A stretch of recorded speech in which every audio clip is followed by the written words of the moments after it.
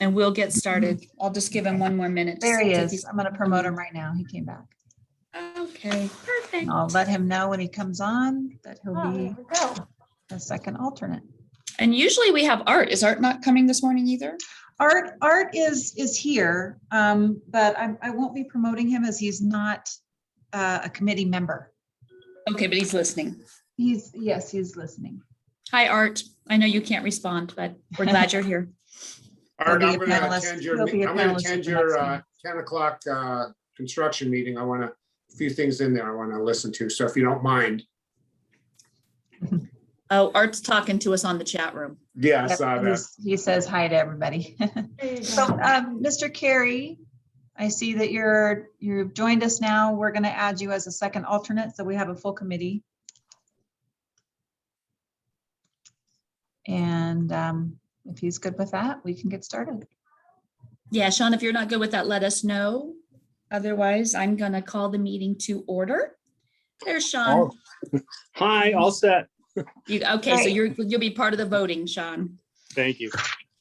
All right, we'll call the meeting to order. Thank you all for being here this morning. I appreciate your time, and we're going to start with roll call.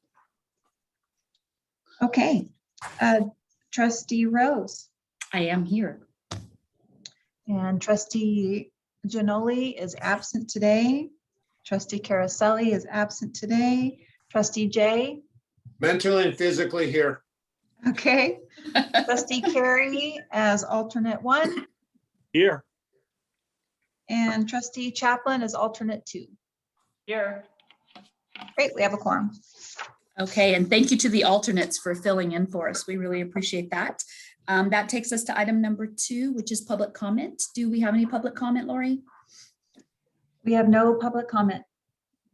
Okay, thank you. And then item number 3 is the approval of the minutes from the March 9th meeting. Does anyone have any questions, concerns, changes, or can I get a motion?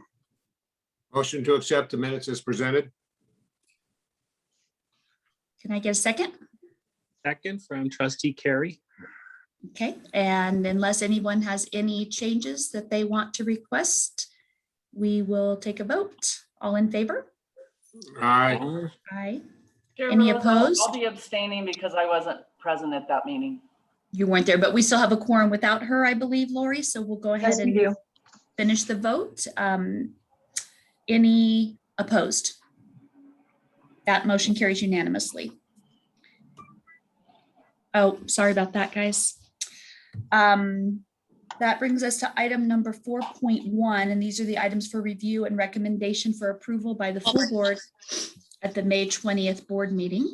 So 4.1 is board member 2105-19, discussion and adoption of the Reno Tahoe Airport Authority fiscal year 21-22 budget, which runs July 1st, 2021 through June 30th, 2022. This is for possible action, and I know we have Randy and Alex with us.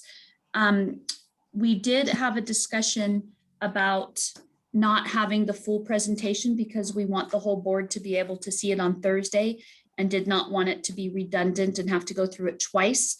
However, I wanted to, at a bare minimum, open it up to this committee for anything that Randy would like to share with us, or Alex, and for any questions that you may have prior to the committee meeting so that you can get those answered in advance before the full presentation and the full vote on Thursday morning. So I'm going to let Randy and Alex take it away from here. Good morning, Madam Chair, trustees, Mr. Griffin and staff. For the record, Alex Kovac, Manager of Finance. With the presentation on the proposed budget for fiscal year 21-22, Madam Chair, based on your comments, if possible, I would like to just go over the presentation relatively quickly, highlighting just the changes that we have made from the workshop moving forward, and maybe that would start a conversation or a discussion, and we can take it on from there if that works. I think that would be great. We did, of course, all see the proposed budget at the workshop, and then we'll see any changes now, and then we'll see a completely revised full proposal on Thursday. So just before I go that route, Can I ask any of the other trustees if they're opposed to doing it this way? Does anybody feel like they really need to see the full thing today and then see it again on Thursday? It was my decision, but I want to make sure you guys are good with it. I'm good with it. Carol, you good? Good, Sean thank you. says thumbs up. Okay. All right, Alex, we'll go your route. Perfect. Thank you. Starting off with just a quick overview, the total revenues have increased slightly to 72.1 million. Our operating expenses also have increased to 49.9 million. Fixed assets, capital projects, and passenger traffic, for the most part, remain the same. We did add a couple of items to the capital improvement program, and we will highlight those as I move through the presentation this morning. These are the major or, sorry. May I continue? These are the material changes that we have made since the workshop. Starting off with the personnel services, we have increased the budget for a so-called salary increase placeholder. As you know, we are still in contract negotiations with fire, police, and Teamsters. We're putting on the finishing touches, I would say, on some of these contracts for the 1-year extension. So the increases that are built into the budget at this point, they're just placeholders. We have also added 3 battalion chiefs for a total cost of 628,000 to the budget. Just to be clear, this is a net increase of 262,000.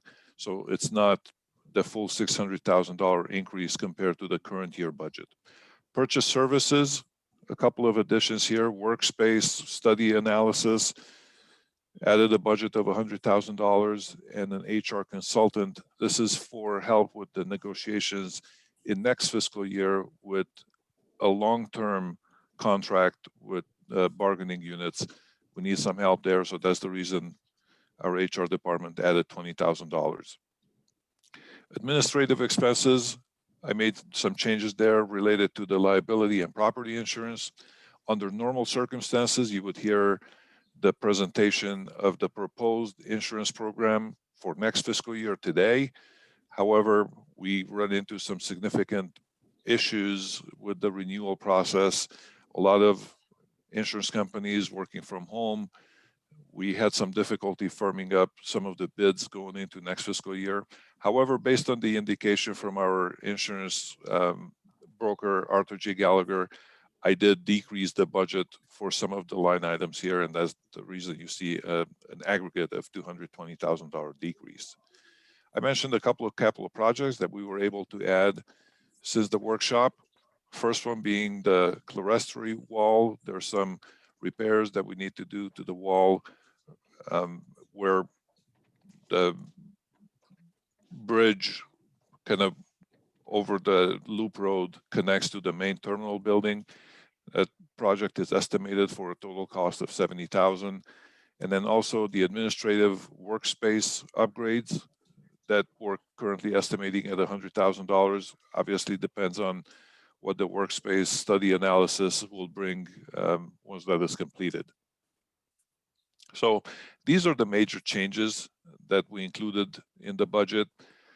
Moving forward, I have some of the key metrics. We already talked about these at the workshop.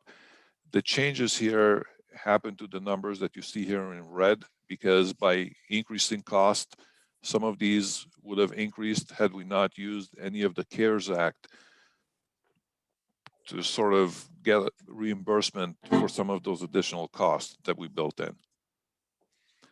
Overall revenues, as I mentioned, 72.1 million. I would just like to bring to your attention the CARES Act increase. You see here, we're proposing to use approximately 11.7 million in fiscal year 21-22. That is an increase from what we presented at the workshop that was around 11.3 million. Operating revenues, no major increase here. The reason you see increases in both airline and non-airline revenues overall is due to the increase in passenger traffic. We discussed this at the workshop. not spending much time here. Non-airline revenues, as I mentioned at the workshop, my favorite slide, so I left it here because it's nice and colorful, highlighting all the major revenue sources we have. Non-operating revenues, there's an increase here. Again, as I mentioned, it comes from the CARES CRISA Act. We have to use the 11.7 million to be able to keep our signatory rates and charges flat for fiscal year 21-22. Moving into the expenses, there's a slight increase here in the 49.9 million, and I will address those couple of changes moving forward here. Starting off with the personnel services, total of 32.9 million. This is where we included, as I mentioned, that placeholder for salary increases for the bargaining units. We also included the 3 battalion chiefs and an accounting technician that was already included in the workshop. Just to give you a sense of how we went about the battalion chiefs, this is not a net increase in the approved positions. We still keep the overall proposed approved positions at 275.5 equivalent FTEs. We had a number of frozen positions that we repurposed for next year's budget. For the battalion chiefs, we took the VP of Air Service and we repurposed that and funded it, turned it into the battalion chief. The 2 other positions come from converting the firefighter position that we added at mid-year, and then also the deputy fire chief for a total of 3. So just to be clear, it's not an increase in the overall complement at the RTAA, it's just repurposing some of the positions. Utilities and communications. Can I interrupt you real quick, Alex? Yes, please. Can you just, since you just mentioned the change in the VP of Air Service, can you elaborate on what changes happened in that department then? Did people move positions? Where'd we go with that? What happened there was a number of years ago, the VP of Air Service was frozen and kept unfilled and unfunded. Okay, so you're talking about the same old position. It is the same old position. We are just taking it out of Air Service and repurposing it, moving it to the fire department and changing the position title to a battalion chief and now funding it. Gotcha. Okay, makes perfect sense. I wasn't sure if there were current changes within the department, but that's an old one. So great, thank you. Thank you. No changes in utilities and communications, remains at 2.8 million.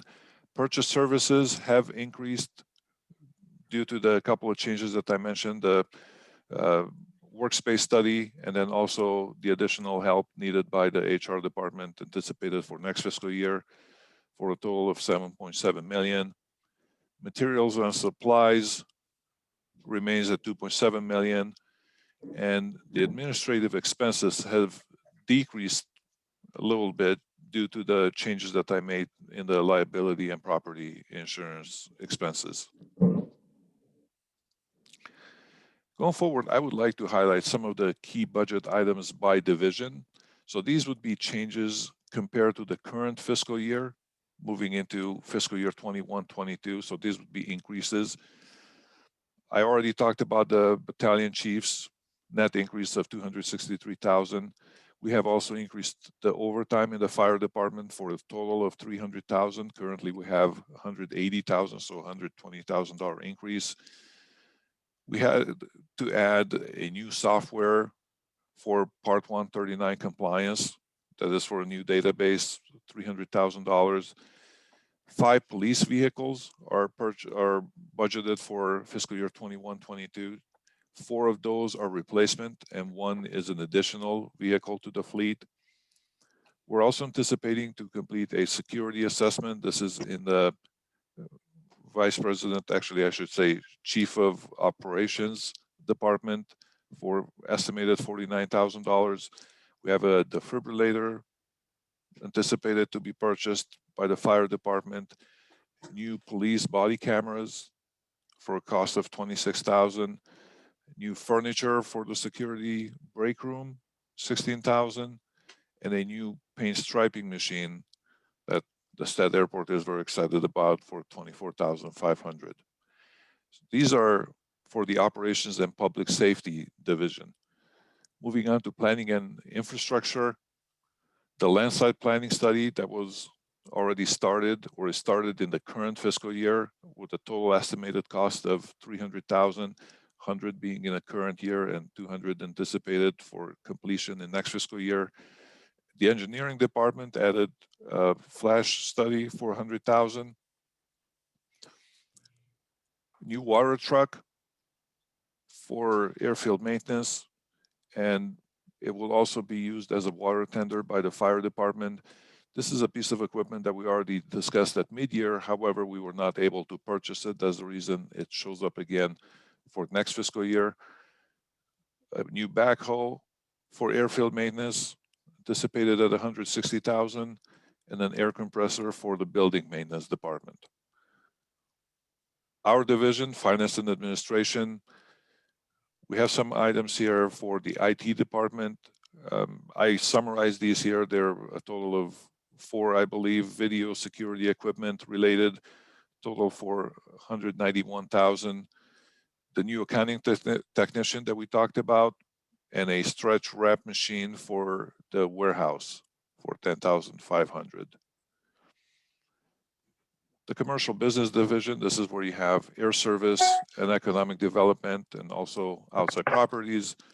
The majority of the increases here that you see are air service related, some air service studies, air service development, the air service incentive program that is paid by fuel tax.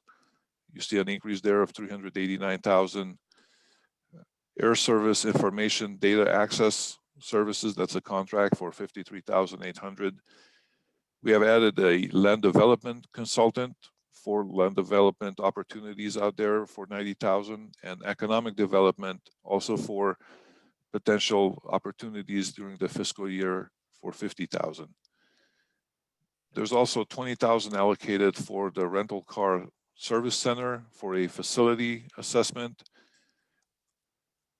I didn't list the capital projects here for all of the departments. However, I just wanted to highlight the GA facility improvements. This is a number of projects that I combine here just to give you an estimate of how much we're planning to spend on the GA facilities overall, 701,300.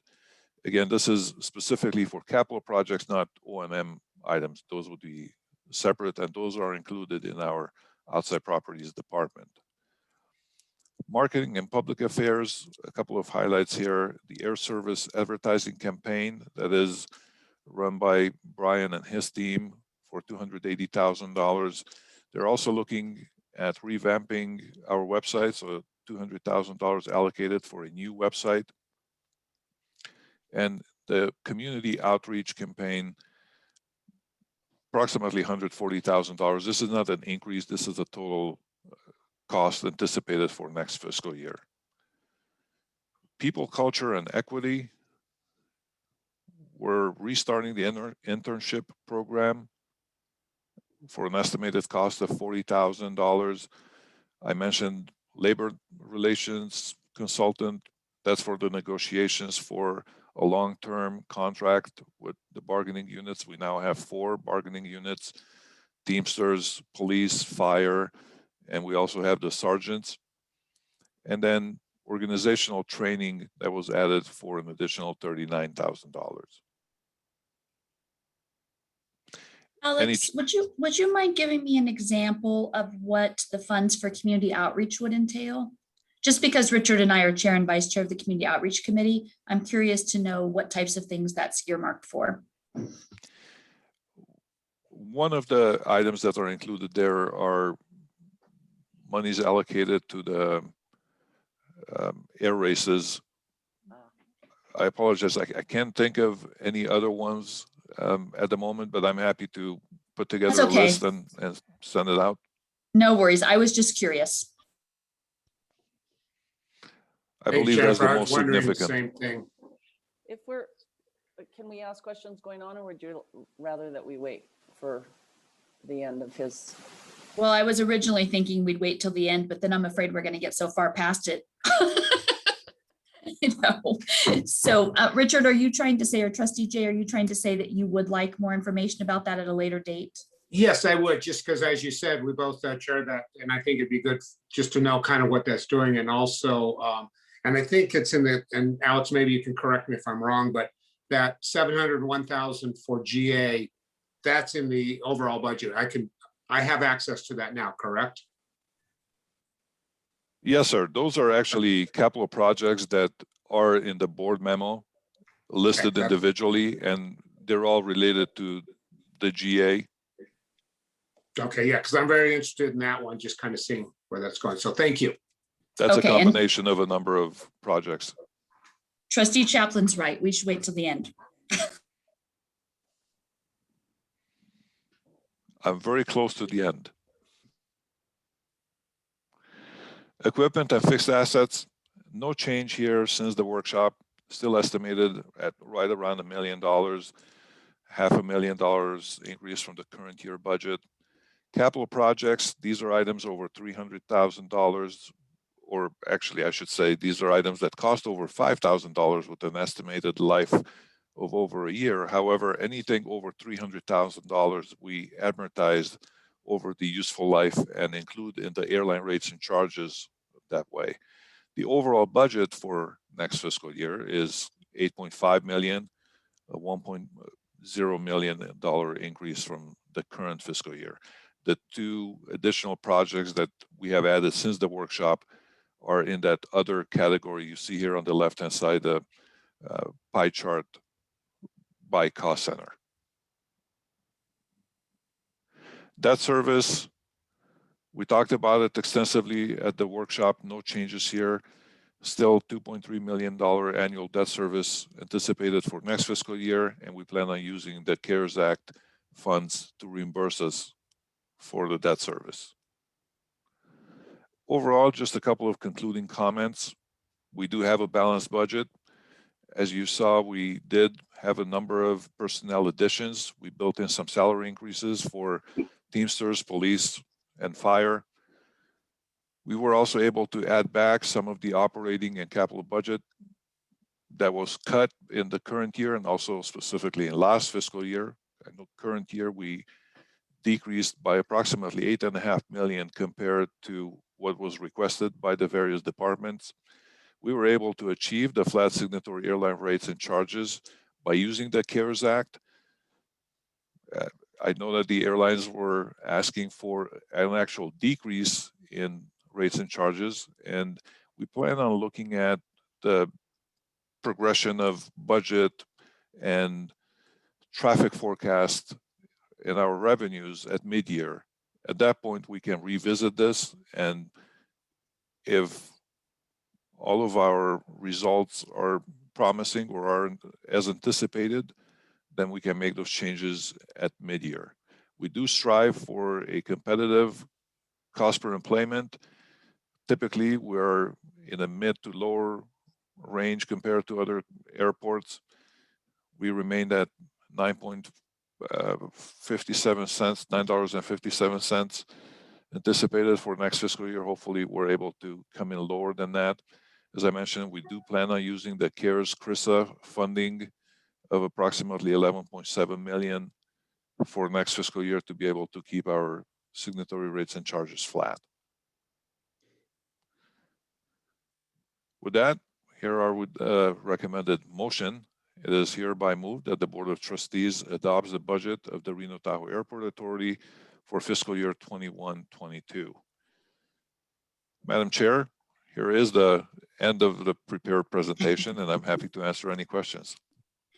Thank you very much. That was wonderful and detailed. I'm sorry I interrupted you, but sometimes once you're at the detail and you get too far past it, it's too hard to go back to it. So I do actually have two things, but I'm going to go ahead and open it up to the other board members first to see if anyone else has any questions. Trustee Jay?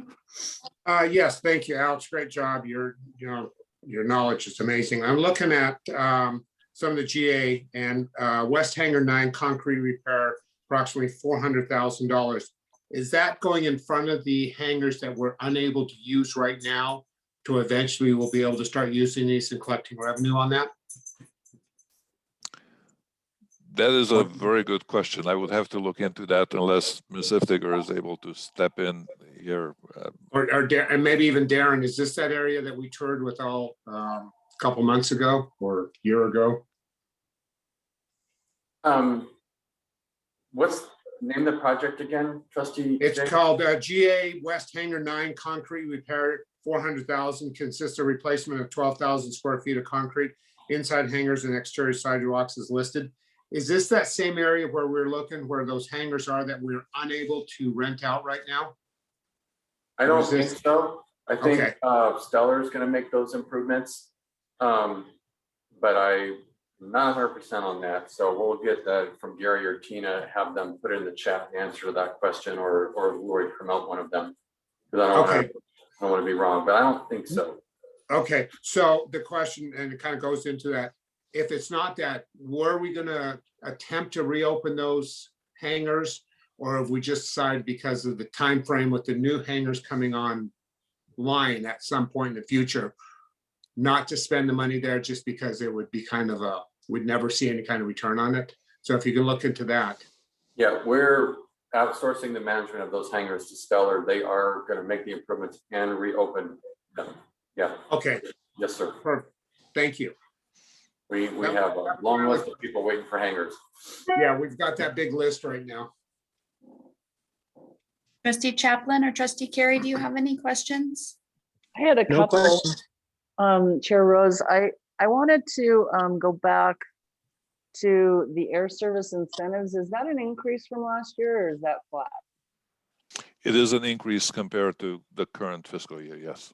Okay, and then I had that same community outreach question, but on the air service advertising, the 280,000, is that also an increase or is that flat to last year?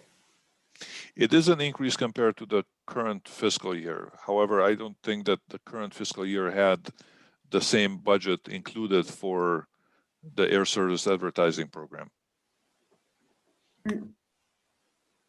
Correct. Last year's budget was gutted in many ways. and Right, air service was one of them. So that's why this budget looks a lot bigger compared to last year's because of that contrast.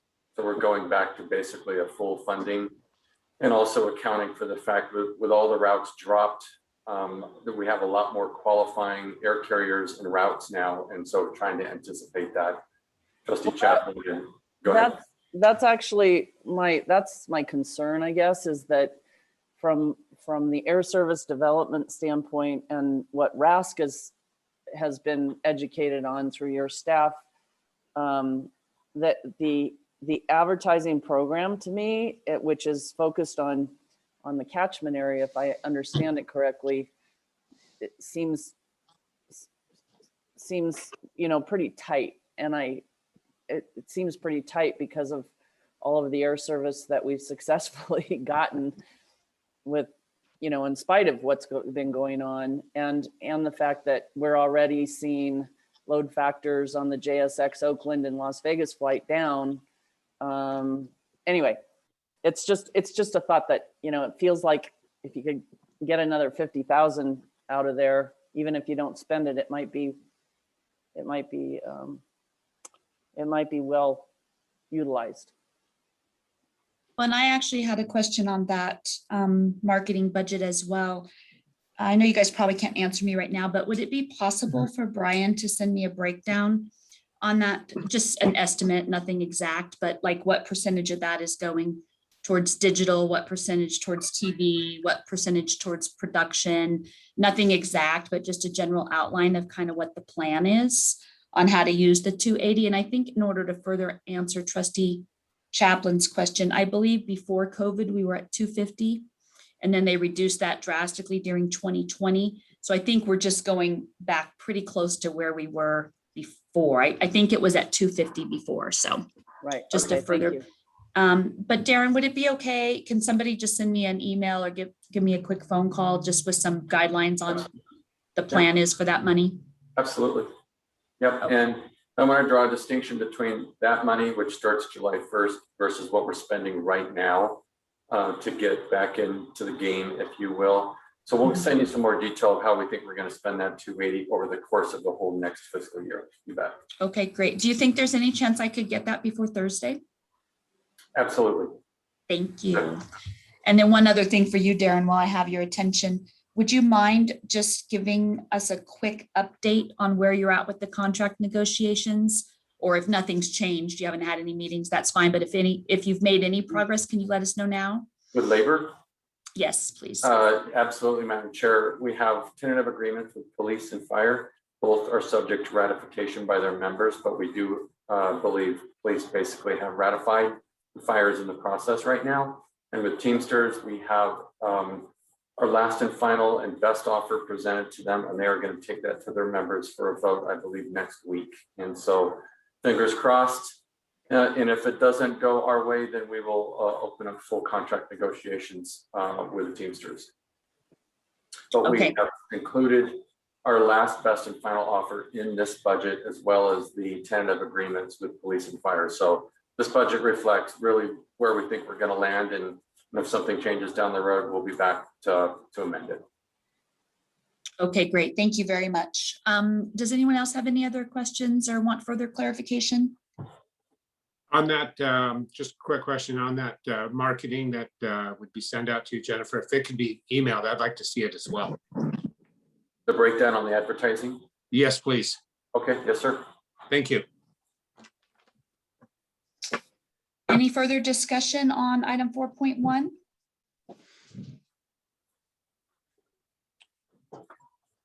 Okay, then we can entertain a motion to move this budget proposal forward to the board meeting on Thursday morning. So moved. Richard J. second. All in favor? Aye. Aye. Aye. Any opposed? Motion carries unanimously. Thank you very much, Alex. Thank you. 4.2, Board Memo 210520, adoption and resolution of number 551, amending resolution number 547, establishing the airport rates and charges for fiscal year 2021-22 pursuant to the Reno Tahoe Airport Authority budget for, why is it the same? Is this different than 4.1? Establishing the airport rates. Okay, yes, I'm sorry, it is pursuant to the Reno Tahoe Airport Authority budget for fiscal year 2021. And we also have Randy and Alex on this one. So this is just regarding the airport rates. Mhm. Perfect. Alex, you're back up. That's correct. Good morning, Madam Chair, trustees, Mr. Griffin, and staff. My name is Josefa Ramirez Torres, and I am the financial analyst with the Reno Tahoe Airport. And I will be presenting the master fee resolution. If I can just get this to share my screen.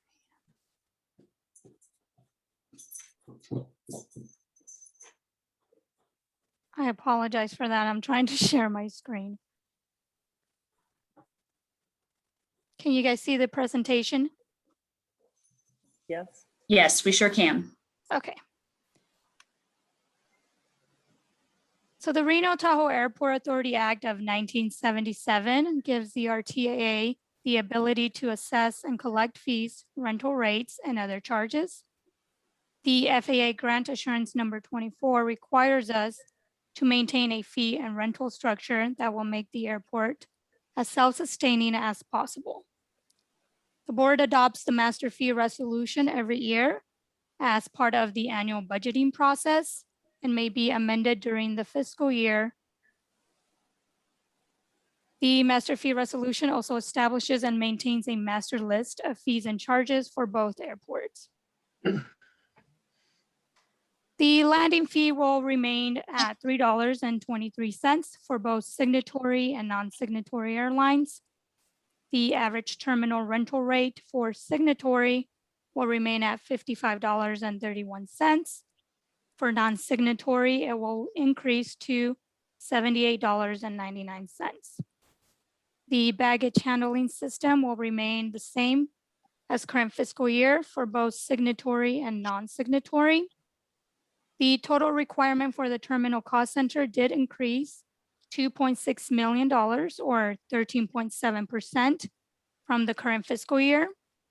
And $1.1 million of CARES Act was applied to the terminal cost center, benefiting both signatory and non-signatory airlines. The total CARES Act funding was $11.7 million applied to the fiscal year 21-22 budget. This allows the airport to maintain airline rates flat. The disposal fee is decreasing from $5,647 to $4,770 per month. This calculation is calculated by the accounting department and it is based on prior year actuals. The ramp overnight fee is decreasing as well from $85 to $73. This fee is assessed for the aircraft ramp parking for a period of more than 3 hours on non-assigned gates. As a form of relief, all rental rates adjusted annually by the March CPI are proposed to remain unchanged. The rental rates adjusted in this case would have been a 1.6% increase. The off-airport car rental fee is changing from $1 per rental agreement to 10% of gross revenues. This is to align with the concession fee that is charged on airport car rental companies. The staff recommends that the board adopts resolution number 551, a master fee resolution setting forth airport rates and charges for fiscal year 21-22 pursuant to the adopted fiscal year 21-22 annual budget. This concludes my presentation. Does anyone have any questions? Does anyone have any questions? It's pretty straightforward. Yes. Thank you very much. Can we entertain a Thank you. motion on this one? Richard J. move to accept as presented. I'll second the motion. All in favor? Aye. Any opposed? Motion carries unanimously. Thank you very much for the presentation. Thank you. 4.3, Board Memo 210521, authorization for the President CEO to award a 3-year contract with 2 one-year contract extension options for the elevator and escalator maintenance service agreement with Cone Inc. in the amount of $492,475.44. I guess we have Mr. Probert and Mr. Pittman.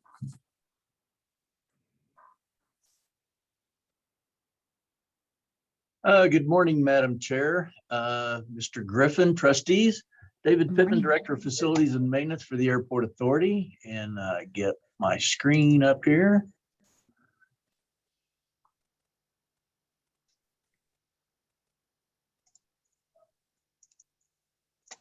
Okay, everybody see my presentation okay?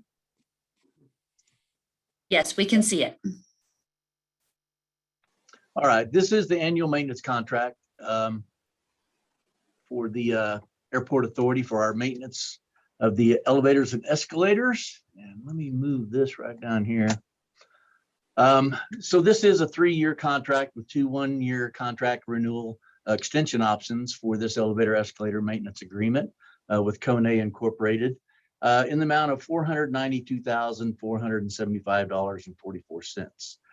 This action is in support of the strategic priorities number 4, safety and security, and number 6, the passenger experience.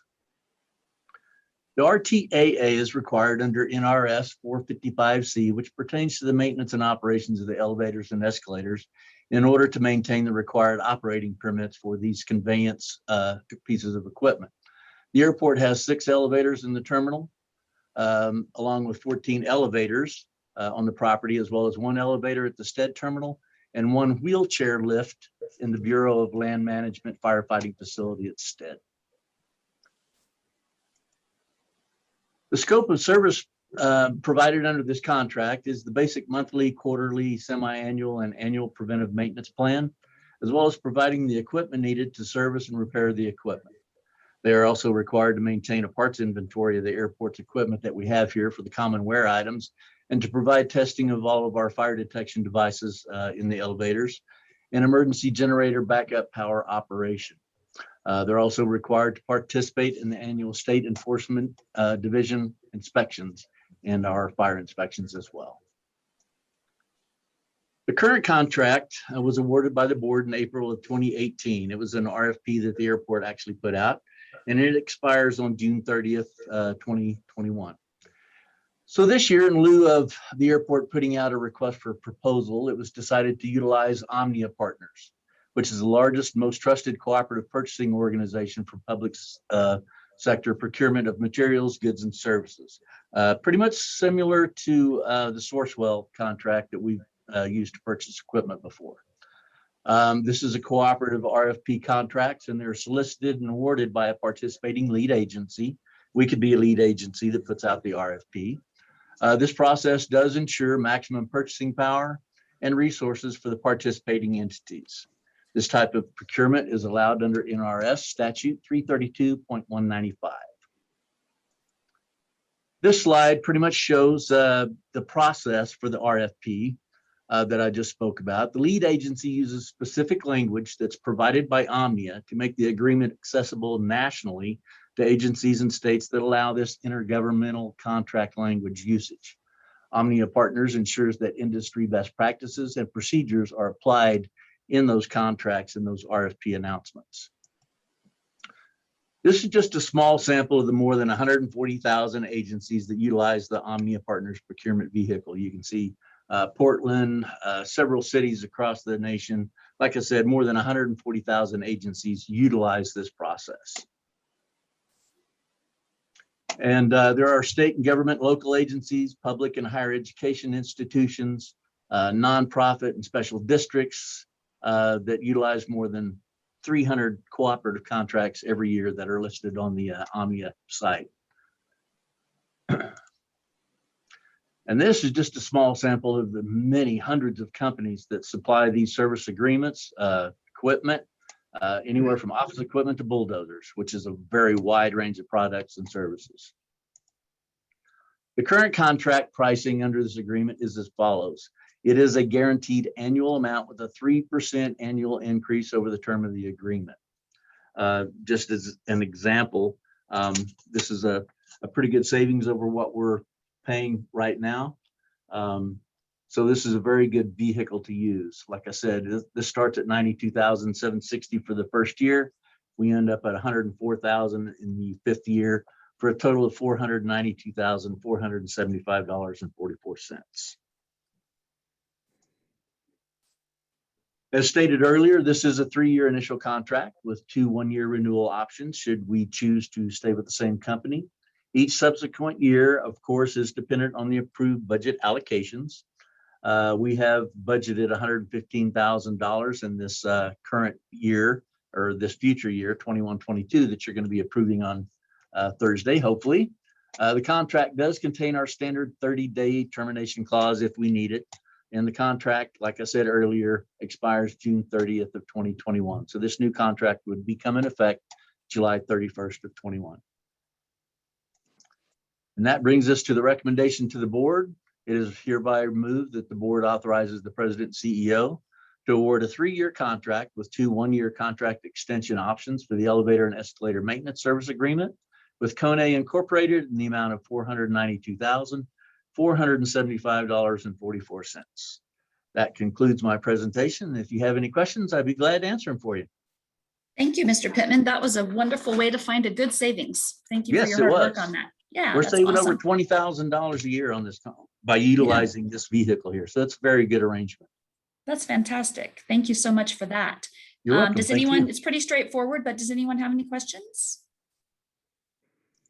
We're all good. Carol, Nope, I'm good. Trustee Thank you. Chaplin, you good? Okay. All right. Would someone like to make a motion, please? Richard J. move to accept the motion as presented. Second, Carol Chaplin. All in favor? Aye. Aye. Any opposed? Seeing none, motion Carries unanimously. Thank Thank you you. very much. We are on 4.4, Board Memo 2105-22, authorization for the President CEO to negotiate final terms and execute a one-year commercial hangar and ground lease and negotiate and execute a one-year special event license with Reno Air Racing Association located at the Reno Stead Airport for a total combined minimum contract value of $236,166.12 and provide a COVID-19 2021 event relief program with a value of $86,666.67 for event trade services. And I believe we have Adam and Aurora slated to speak to us about this.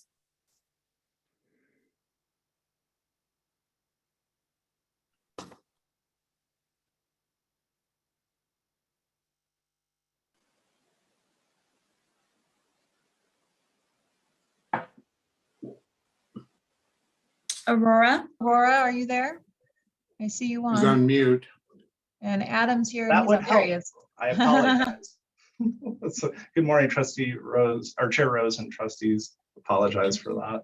Give me That's just okay. a moment.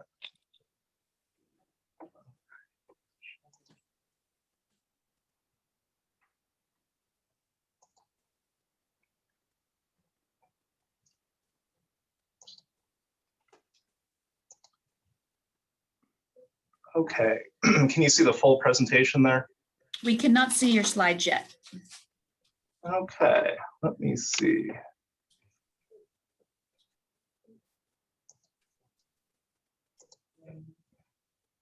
Please.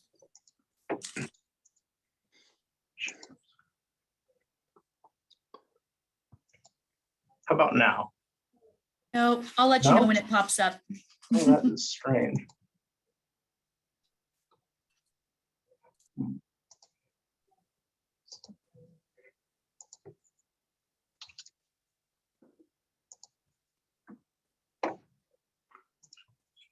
Technology.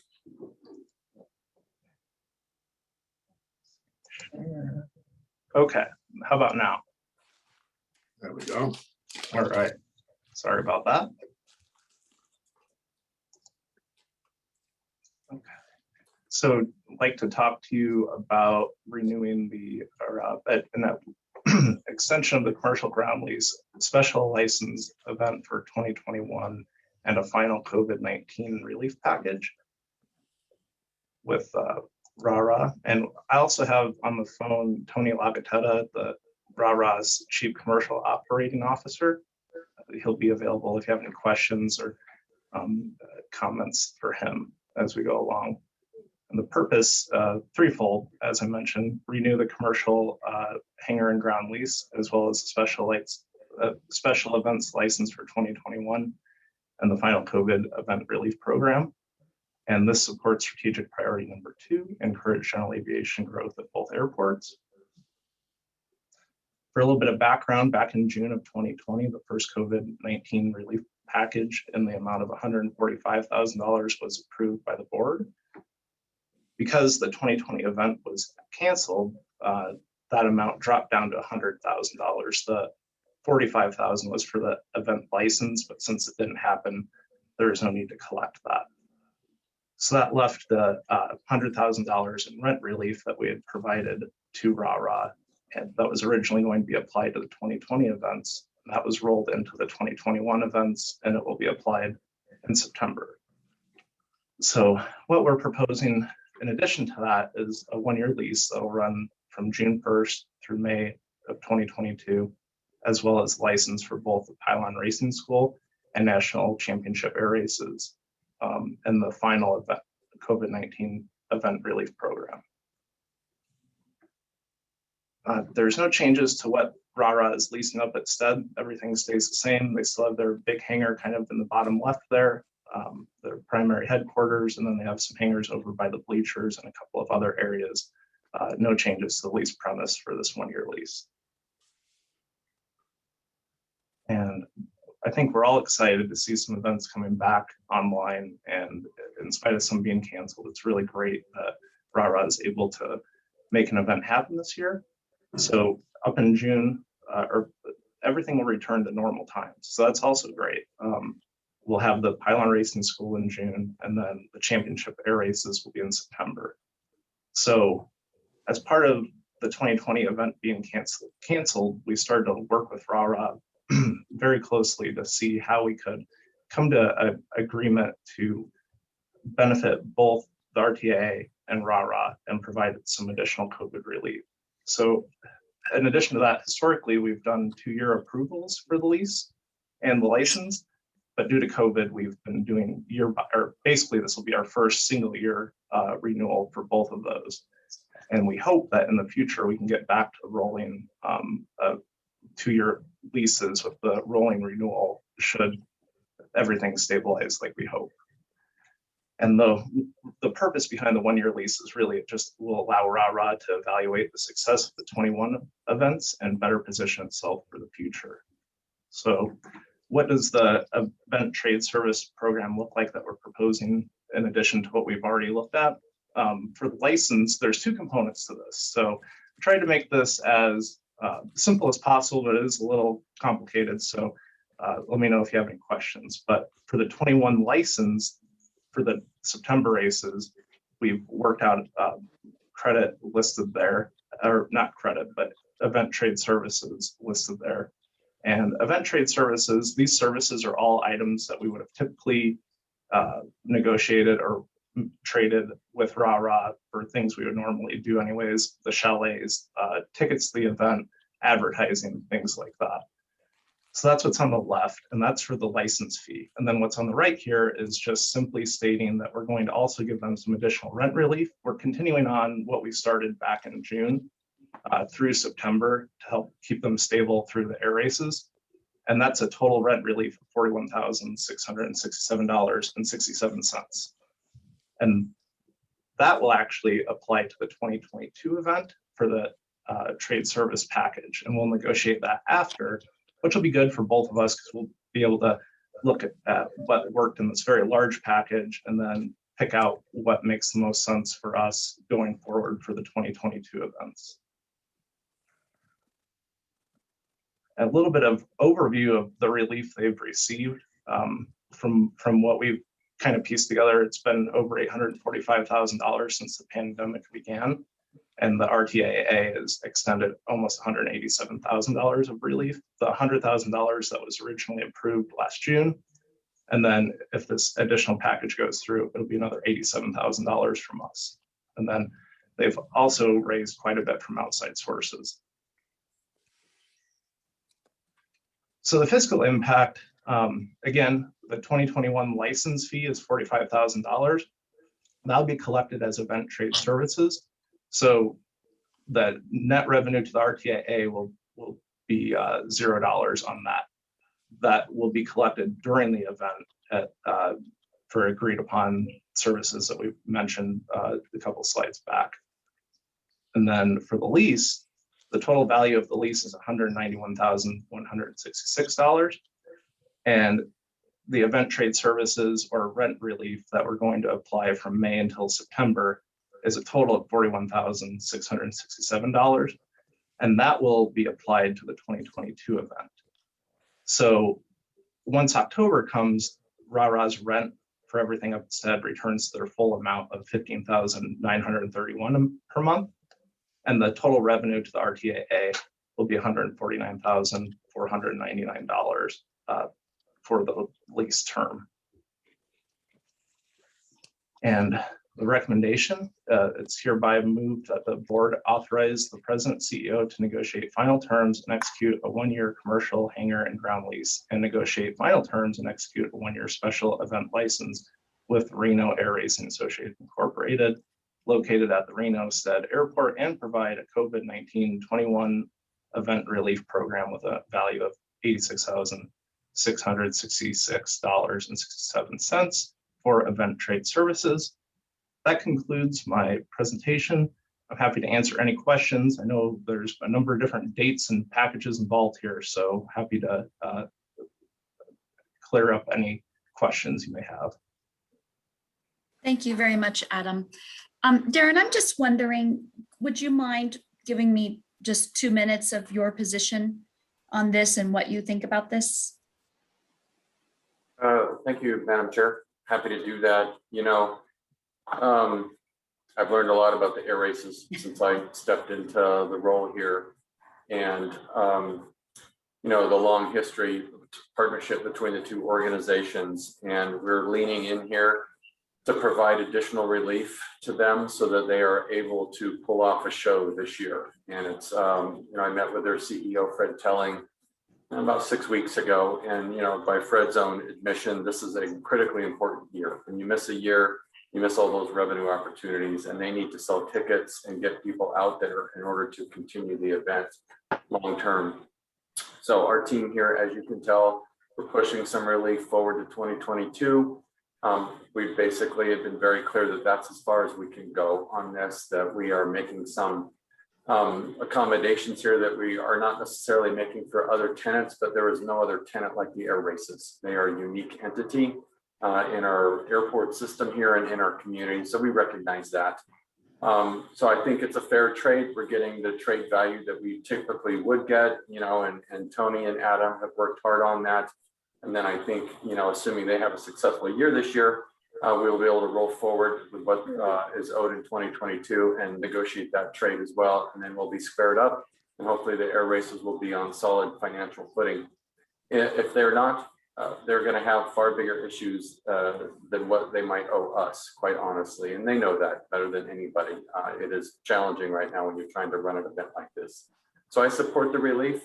I appreciate that they have looked at other sources as well. On the list there is a great capture of where they are also trying to get additional funding to help pull off this event. So it's not just us, we're not the only ones helping them out. And I think it's a good move on our part to try and get them through this year. And then at that point, it has to live on its own.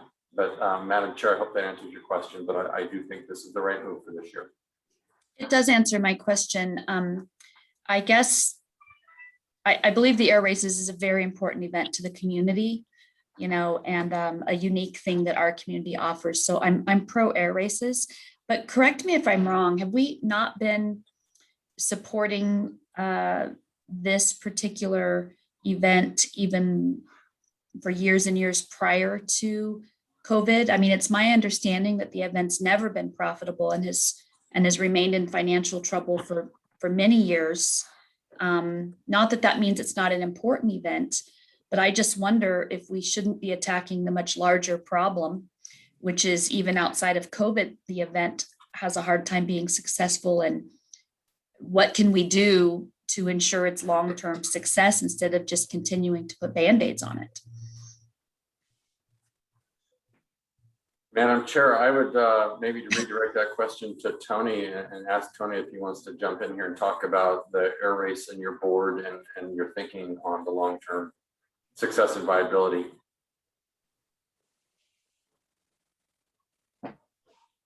Hi, thank you very much, first of all, for putting this forth, and Darren and Adam and Aurora for all your support, and the board as well. You guys have all been wonderful.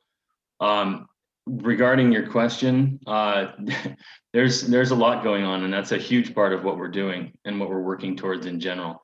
Obviously, coming out of COVID 2020 and all the distress over this last year has been number one, getting to the 2021 event. But that's exactly what we're working on for the future. We are working on getting this thing back on its feet. 2021 is a key pivotal year for us to turn this thing in the right direction. And so as we go through all the different funding opportunities that we're working towards, we're also going through a lot internally. We've revamped kind of the way our staffing, what's the word I'm looking for? But anyway, our staffing, we've kind of revamped it completely to where we're running a more streamlined business from that standpoint.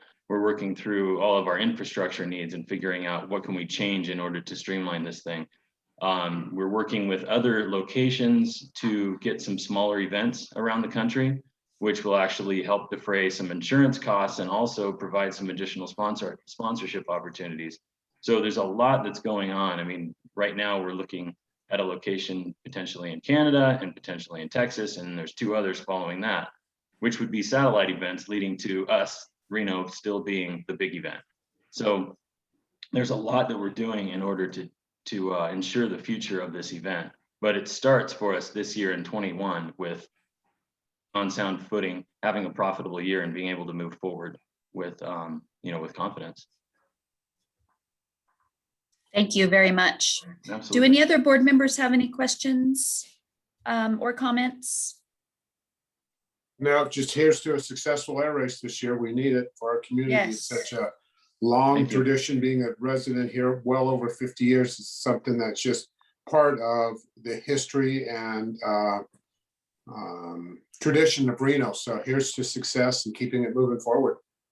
Yep, and that's Thank you. exactly why I brought that up. I mean, I Yeah. think everyone really wants long-term success for this particular event.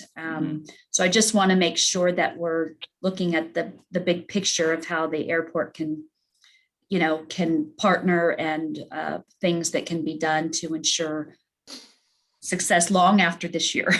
Right. Absolutely. We appreciate that very much. Okay, can we go Thank you. ahead and entertain a motion if no one else has anything else? Trustee Jay, would you like to do that for me? Sure. Move to accept the motion as presented. I'll second the motion. All those in favor? Aye. Aye. Any opposed? Seeing none, that motion will carry unanimously. Thank you Thank you very all. much. 4.5, our final item. Authorization for the President CEO to execute a one-year contract for the Reno Tahoe Airport Authority Employee Workers' Compensation Insurance Coverage for fiscal year 2021-22 with QBE Insurance Group in the amount of $370,000 and $370,073. And I believe we have Julie Sternberg.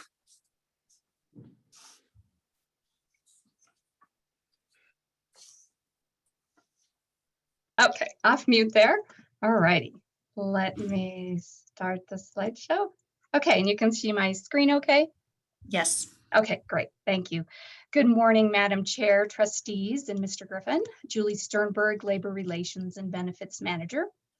So the purpose of this action is to provide workers' compensation insurance for Airport Authority employees for on-the-job injuries. This action is in support of the Airport Authority's strategic priority number 7, which is people. State law requires that each employer provide insurance coverage for their employee on-the-job injuries. And the authority's current fully insured workers' compensation insurance policy is provided through QBE Insurance Group, and that will be expiring June 30th of 2021. So through a competitive request for proposal process, the Airport Authority has retained Arthur J. Gallagher Risk Management Services as our broker of record. And an original 5-year agreement with Gallagher was approved by the board in January of 2014, with a 5-year extension being approved by the board in October 2018. Gallagher does provide a variety of insurance brokerage services.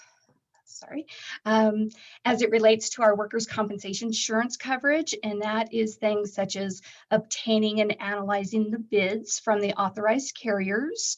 They evaluate their financial stability.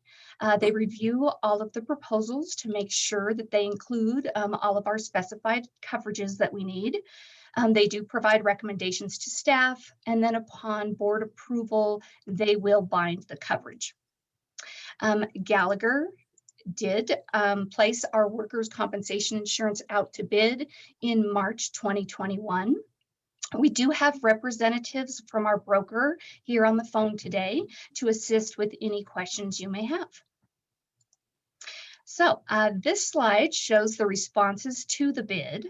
As this slide reflects although Gallagher did thoroughly canvass the market, they received only one quote, which was from our current insurance carrier, QBE Insurance Group. The other 6 carriers declined to submit quotes, and they had indicated that this was really based on the airport authority's loss history, along with the potential for high police and fire claim exposures due to Nevada's generous heart and lung statutes. And that really creates this complex niche that not a lot of carriers want to enter. However, the majority of the quote increase does relate to the airport authority's higher experience modification factor, which went from 1.31 to 1.38. And what this is it is a number that is calculated by the National Council on Compensation Insurance, and it is based on the authority's previous 3 fiscal years of claims cost, as it compares to losses of other industries of similar size. So how it works is organizations with an average number of claim costs receive a 1.0, less than average claim costs get lower than a 1.0, and greater than average get more than a 1.0. Certainly in our situation, our previous 3 years of claim costs were higher than industry averages, and therefore our EMOD increased. We had expected our EMOD to decrease, given that our high fiscal year 16-17 claims was dropping off our 3-year fiscal year period. However, our claims costs for 18-19 increased to over 600,000, and really that brought our cost to higher than average. Unfortunately, 18-19 will affect us again next year, but claim cost for 19-20 and 2021 are trending low. So hopefully at the very worst, we will be able to maintain our current EMOD next year, or fingers crossed to have it come in even lower. So staff is recommending continuing the authority's employees workers compensation insurance with QBE Insurance Group. QBE does continue to provide excellent customer service and strong claims management services. They ensure our employees receive proper medical care in a timely manner, as well as working with our management to ensure that employees are returned to work as soon as possible. In addition, we have implemented a new policy regarding employee return to work that really tightens up our light duty process and provides for more management oversight. And that's really to expedite an employee's return to work. And finally, one of the best ways to reduce an EMOD is by preventing accidents from occurring in the first place. So really to this end, we're going to ensure increased employee workplace safety training, and that's really going to be looking at identifying hazards and the practice of safe work practices. A bit of background on QBE, which stands for Queensland's Insurance Bankers and Traders and Equitable. They were originally founded in 1973 with the merger of those 3 entities. They are headquartered in Sydney, Australia, and they expanded to the United States in 1991. They were retitled to QBE Insurance Group in 1997, and they are recognized as one of the top 20 general insurance and reinsurance companies with more than 14,000 employees residing in 37 countries. And really their strategy is focused on their commitment to effective risk management practices and really that unparalleled customer service. So as far as fiscal impact, the premium quote from QBE in the amount of $370,073 represents an increase of $23,744, which is a 6.9% increase as compared to our current annual premium for fiscal year 2021. QBE did provide just over $140,000 in scheduled credits and premium discounts, and really this greatly helped offset that higher EMOD factor and slightly higher payroll for the upcoming fiscal year. As the bid process was concluded prior to the proposed fiscal year 21-22 budget being finalized, the budget has been increased to reflect this higher premium.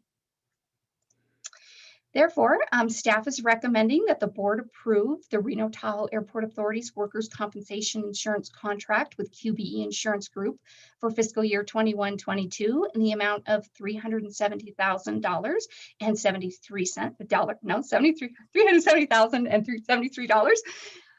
Okay, so that concludes my presentation, and I'd be happy to answer any questions you may have. Julie, I have one quick question for you. And I absolutely. know that dollar amount's a tough one to get out. Well, you know, yes. On the claim rate, is that, you mentioned that the reason no one wanted to bid is because our rates were higher. Is that based on all businesses, or is our claim higher just based on airport industry rates? It is based on similar industries. Brad or Katrina, can you speak to specifically, do they just look at airports, or is there some other industries that are included when the NCCI rates us?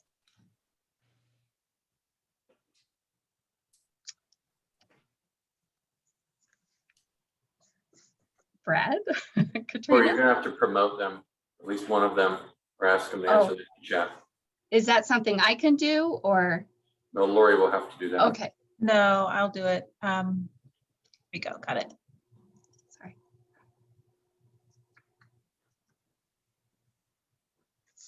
Here's Brad.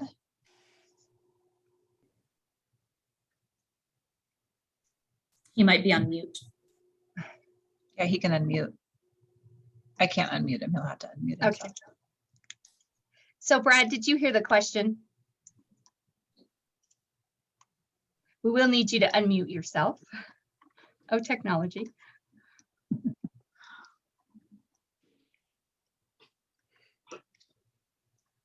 There we he go. is. Okay. Good morning, everyone. That was a good question on the experience mod. So the rates are promulgated by the NCCI, as Julie mentioned, and they're based on similar operations in that class code of other airport operators are included in that calculation. So it's a straight line comparison to other operators.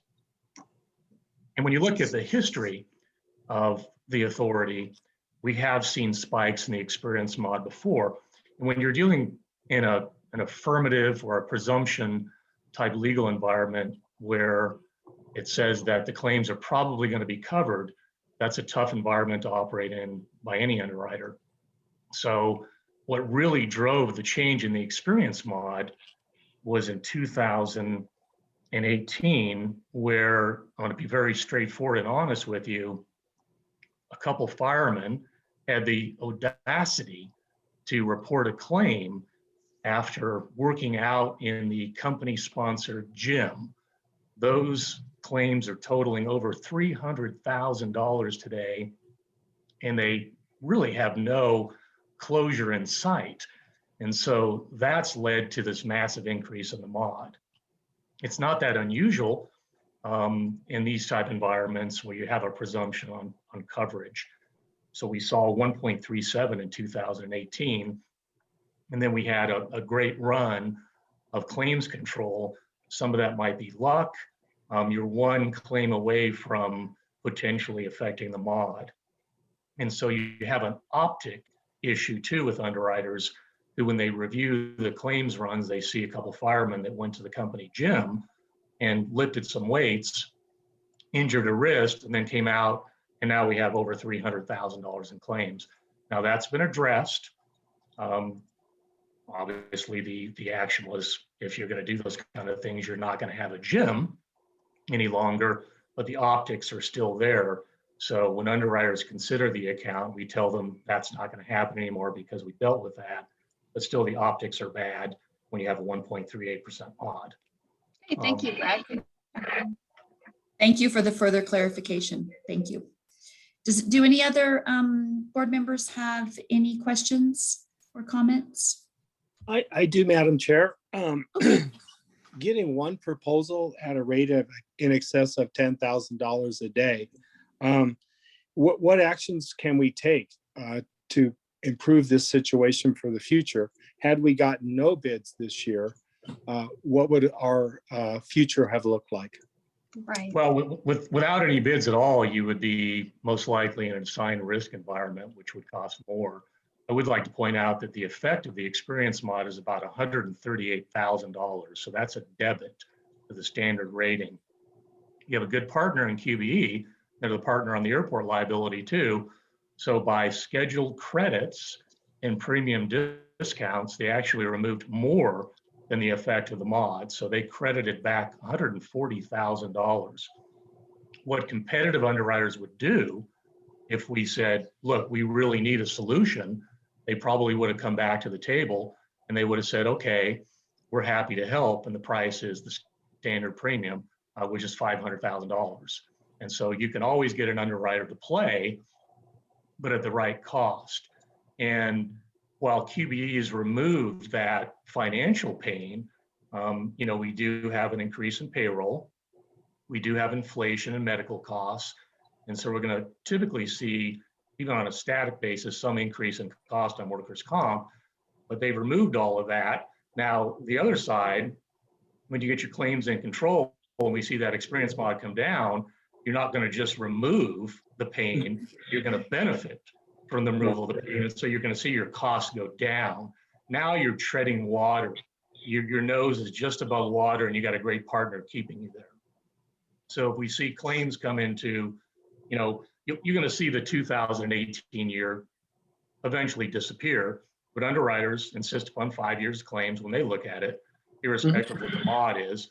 And so we're one heart attack, we're one skin cancer because of the presumption in the law in the state of Nevada that it's probably going to be a workers' comp claim. It's still a pretty remarkable deal considering how significant the claims can be. So what we do is we continue to work with underwriters. We continue to encourage them to quote, but in reality, they could not compete against QBE, which is one of the reasons why they didn't waste their time in putting up a $500,000 or $600,000 premium, if that makes sense. Brad, would additional opportunity be to look at self-insuring, and why or why not would that maybe be attractive or not? Sure. The initial steps when one considers self-insurance, at least initially, you would think about a large deductible, and that might be 100 or 250,000. So that would be a self-insured retention on every single claim, and it would have an aggregate cap over the policy period. The scary thing compared to, pay the premium, walk away, if you just look at, and we could go back other years where we had a spike in claims, it's all that 1.37 in 2018, for example. But if we look at just the 2 injuries in the gym, we've got a situation where those claims are not closed and they continue to escalate year after year. And so on each of one of those injuries, you would immediately have incurred $100,000 to $250,000 of cash out of pocket as your deductible. And then the underwriter would take it over from there. But to secure a self-insured program, you need collateral. So the underwriter has to know that you are good for the ongoing claims liability that they're managing for you. And so that's done in either cash collateral that pulls that out of your budget, or a letter of credit. And those letter of credits are recalculated yearly. And so they grow. And the liabilities potentially grow based on the claims. And so each year that collateral is recalculated, and then ultimately you find yourself with letters of credit, $1 million, 1.5 million, 1.7 million based on the loss experience. And so it's not for the weak of heart to go into self-insured programs when you can exchange a premium of $370,000 and walk away from the claims forever. And these claims continue to escalate, and that's really what's hurt you. It was that 1 year. You were one slip and fall on the ice away from a $250,000 claim too, which is what we ran into, unfortunately, in 2018. Just bad luck. But history would suggest that we've had some heart attacks, We've had some cancer that in a typical environment, operating environment, outside of heart and lung, those would not have been covered by workers' compensation insurance. And so the ability to exchange all of that for a walk away and no liabilities in the future without putting up cash collateral is still very attractive. So our goal here is to reduce claims. We can't protect against the shock stuff. It's hard to protect against the laws in the state of Nevada. Some of that's crossing our fingers, but the reality is we can protect ourselves from silly things like gym injuries, and we have dealt with that, and we pointed that out to the underwriters, that we don't expect to see that happen again. And so this is a matter of education going forward. We want to see the experience mod come down. We probably see a small spike next year, but the important thing to understand is you got a great partner in QBE that's taken this pain out of it. Now we want to move to give you those credits. One being par, anything below one is a credit. But ultimately underwriters, if they participate, competitive underwriters, if they see problematic claims history, they'll participate, but they'll debit rate it. And so you'll see not only the experience mod at 38%, but you'll see additional debit ratings, so they'll play ball, knowing that the loss history is tough. So during QBE's tenure, it's a 77% loss ratio. So your underwriter that's been supporting you for years is losing money. So when you add in expenses, fixed costs associated with running a business, a 77% loss ratio means that QBE is losing money. And they're still maintaining a super aggressive credit posture, whereas a competitive underwriter would say, well, we're not going to give a scheduled credit of 20%. We're going to debit it 20%. And so you have all those credits flowing in here that literally cancel out the effect of your poor loss experience. So you were saved. And now we want to move that into how do we save you money? And that's really contingent upon loss experience. So out of sheer curiosity, what did we do to resolve the gem issue? Did we remove the gem? What are we doing to make sure that doesn't happen again? Yes, well, definitely the fire chief has spoken with all of the firefighters and just ensuring that they are following safe practices in the gyms. There is the possibility that if something occurs in the future, that we will make the gym only available during off hours, which would then not be eligible for coverage under workers' compensation if they are injured. Certainly Darren's decision and not ours, but I'd vote in favor of doing that now since we're only one injury away from it being a complete nightmare and no one being willing to give us a quote. But regardless, it's not really our place to get that far into the details of it. Does anybody else have any questions about this particular? I do. Okay. Two questions. One, how does this, do we have any data to show this rate, how it compares to other airports our size, number one? And the second question is, this claim that, Trustee Rose was just talking about, it's ongoing and it's escalating. How long? Two claims. Two claims. How long does this go on? And is there an end to it? Well, just addressing the claims real quick, workers' comp being a social insurance, the worst case scenario is the claims go on forever.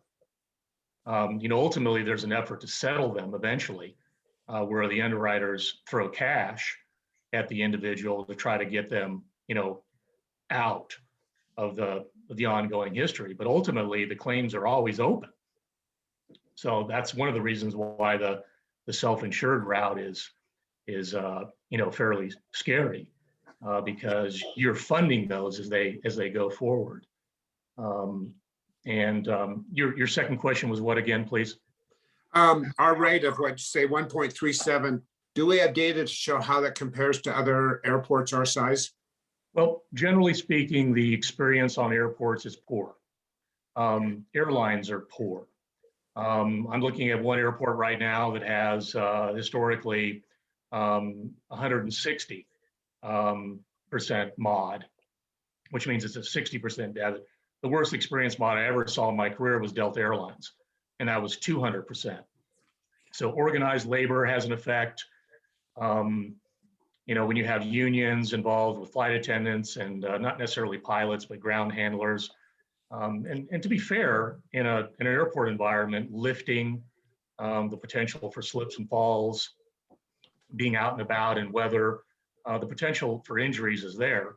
So generally speaking, the experienced mods of airports who buy insurance, and some of them are self-insured and have the taxpayers to support them, whatever they do as far as injuries, but those that are managing programs responsibly, the experience on airports is very difficult. And again, organized labor, presumption laws in states exasperate that for policemen and firemen. You don't have policemen and firemen, it's probably a little better, to be honest with you, but they are complicated environments, and I wouldn't consider the experience model we're facing here horrible. It's just a couple claims away from hitting that. Oh, good. Madam Chair, can I weigh in here? Absolutely. We'd love to hear you. I appreciate all the remarks from Mr. Meinhardt and Julie. You know, when I looked at the results of the going out to the marketplace, you never want to see a result where you only have one bidder. From a business perspective, we are lucky in that we have one really good bidder who is doing a good job for us. And given the cost of inflation and wage increases, the increase is really, quite frankly, very reasonable.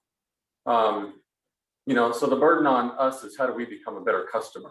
And that when we go out to market and we don't control the market, it's a small niche pool. There's not a lot of providers in this space. But when we do go to market, we'd like to get at least more than one bid. So we're gonna obviously be working on that. I can't speak to what happened in 2018. We do have a couple injuries that our fire chief is working very hard with our HR team, Julie and Larry, to adjudicate the issue. It has to be resolved at some point, and it will be. In your workshop, not workshop, but your board memorandum was a new policy that we implemented in December, which specifically addresses temporary duty, which was a policy gap that we had that basically let it go on forever. And it goes now for 90 days. And after that, I personally can extend it if the conditions warrant, but only if the conditions warrant. We feel like we're close to getting an employee back on duty. If they're not, then they're on their paid leave, which employees have rights, employees have benefits. Airports are unique employers. We have police and fire, which most employers don't have, right? Unless you're a municipality. We also have maintenance mechanics. We have lots of people working in dangerous places. So the prime mission here is workplace safety. Because while we might not like a couple weightlifting injuries, it could have just as easily been injuries from mechanics working in a dangerous space. I've dealt with all myriad of injuries. And usually you look at them later and you scratch your head. How could somebody jumping off a truck break their ankle? Why are you jumping off a truck, right? And now we're 6 months into a claim. But the point is that every leader, every manager in every department has to be committed to safety. It's why the first part of my CEO report is a safety message from Ted Ohm, because I want the whole organization to know the safety is everybody's business. And while here we talk about how it manifests itself in workplace injuries, it also manifests itself in our medical insurance rates, right? And how healthy are we? We are not a large organization. Larger organizations have wellness programs where they are motivating people to go work out and to eat healthy. They're sticking fruit in every break room because you have large budgets where you can really try and incentivize employees to get healthier because it drives down medical premiums. Maybe we will get to that at some point as smaller organizations have the abilities to do that. I just want this committee to know that I take this very seriously. It's something the organization has to be committed to, not focusing so much on what happens in a weight room, but a universal fix so that all of our claims, because we don't control it, and it can happen at any moment, anywhere, that whether you like them or not, the whole point is having a mindset and a culture that really understands how fragile we are and that we have to take care of ourselves and we have to make our workplace environment absolutely as safe as it can be. So I know you're way over time here. So I would encourage us to take the vote and move on to the next thing. Thank you, Madam Chair. Thank you for your insight, Darren. I have no doubt that you are on top of it. Anyone would like to make a motion, please? I'll make the motion. Chaplain, I'll second. Thank you very much. All in favor? Aye. aye. Aye. Any opposed? Seeing none, that motion carries unanimously. Thank you. Thank you, Madam Chair. We are getting close, guys. Number 5, items for discussion or possible action. We have none of those today. So that will lead us right into member comments, questions, and requests for future agenda items.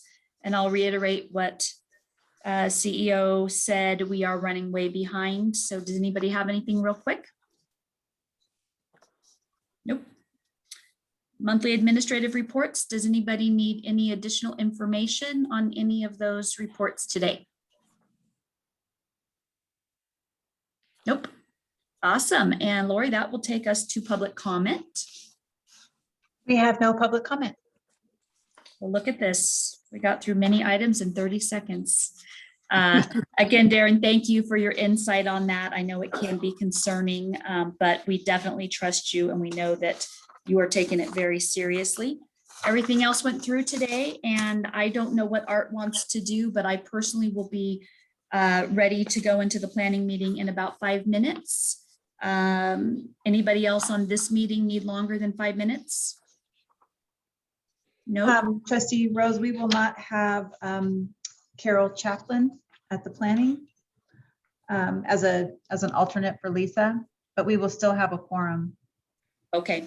All right, great. So unless Art wants something different, we will see you all on that meeting in about 5 minutes. Thank you very much. This meeting is adjourned. Thank you. Good job. Thank you. Thank you, Chair.